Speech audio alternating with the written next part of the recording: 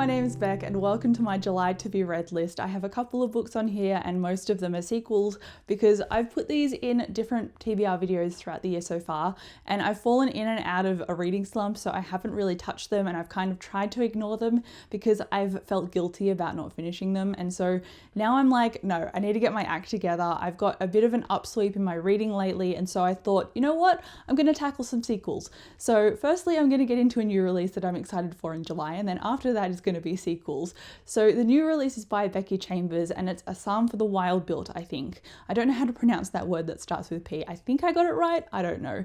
But it comes out in July. I think it's mid-July that it releases. So I'm going to be getting that on audiobook, so it's going to hit my account immediately. And it's only like 120, 150 pages, so it's really not very long. But I know that it follows a robot, and I think it's about people and existential identity and nature and what it means to be human.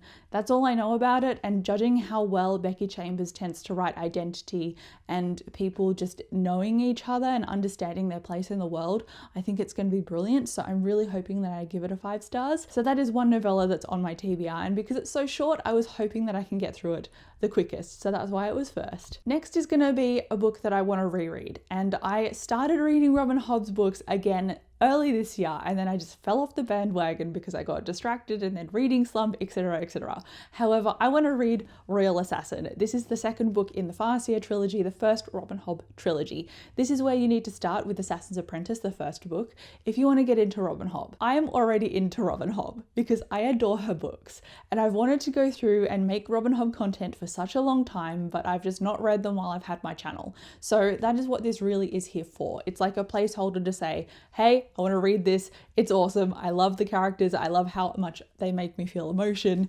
These are wonderful. My favorite character comes into this book. But if you don't know what Robin Hobb writes about, it's about a boy named Fitz. In the first book, he's about 6 years old. Obviously, he ages out through the series. He doesn't stay 6 forever, so you won't be having to read about a kid the whole time. Don't panic. It's about Fitz, and he is the bastard son of Prince Chivalry Farseer. And so because he's a bastard son, he therefore threatens the royal line just by existing because he's got a blood right to the throne. So instead of him getting essentially killed off, they need to do something with him, but they can't let him go, and so they put him with this stable master named Borich, and Borich kind of raises him, doesn't want to raise him, but is saddled with the responsibility anyway. And so Fitz grows up in a place that he's not really loved that much, and he struggles a lot with his own identity and understanding himself and his place in the world. And there's also magic involved called the skill and the wit. I just love how Robin Hobb develops her world building and her foreshadowing and all her characterization.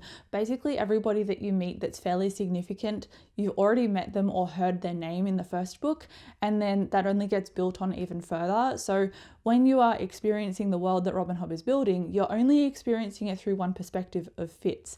And so because of that, it's really palpable and digestible to get into the story because you're only taking it from one angle, and everything around the edge is kind of blurred, and it only comes into focus when Fitz notices it. So I quite like that about the series. It naturally unfurls gradually, and I just adore the way that Robin Hobb can build on the emotion in here. I adore them. I adore them so much, even though they hurt me. So I want to read the second book, really. That's what this whole spiel has been about. I want to read Royal Assassin and maybe do a review for it like I did for the first book. I love these so much, and I can't wait to re-dive into Robin Hobb's world. But I've rambled about her for long enough, so let's get into the next book. And that has been on many a TBR lately, and I've decided to finally bite the bullet and read Calibans War, the second book in the Expanse series. I read Leviathan Wakes, and I have a separate spoiler-free review for that. I gave it 4 stars. I wanted to give it 5, but didn't quite get there. And so hopefully this can be a 4.5 or a 5-star book, at least the same or better than Leviathan Wakes. The Expanse series follows a guy named Jim Holden. He's with his crew, and there's this cataclysmic kind of event that sparks a series of tense moments for the crew.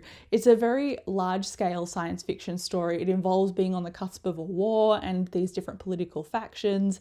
I just really enjoyed the way that even though it was so large scale, you still related to Jim Holden and these characters around him. So you had a crew and you had these characters to follow, and you also had these larger scale things happening to them at the same time, which increased the stakes because you care about them. So I quite liked it, and the ending of the first book kind of wraps up enough to give you enough satisfaction that you don't need to continue immediately, but I do really want to see where our characters ended up after that ending, and so naturally that is why I went out and bought this. I bought this while I was in the middle of reading Leviathan Wakes, and then I just never continued, so it is time to continue at long last. And now this is the last book on this TBR, and it's one that I struggled about putting on this TBR, but it's only after being convinced by my partner that I've decided to put it in this video, because he read this series and he loved it, but it's got a character in it that is not a good person.